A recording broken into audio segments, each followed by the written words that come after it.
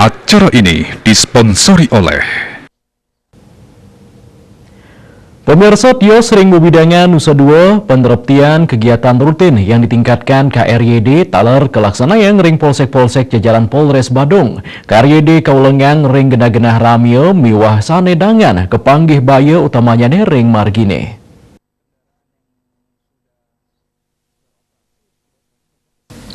Sekadi sani kemargiang oleh Polsek Abian Semal miwah Polsek Kuta Utara. Rauh mangkin sayan rajak ngelaksanayang patroli malam.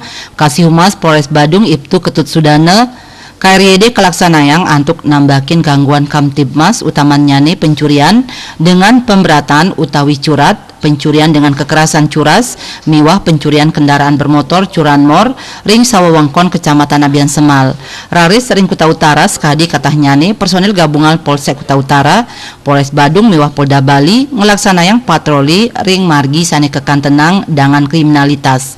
Genah sane kaulengang inggian ring widangan sane dangan jambret, pencurian, begal, sahe bayi lianan.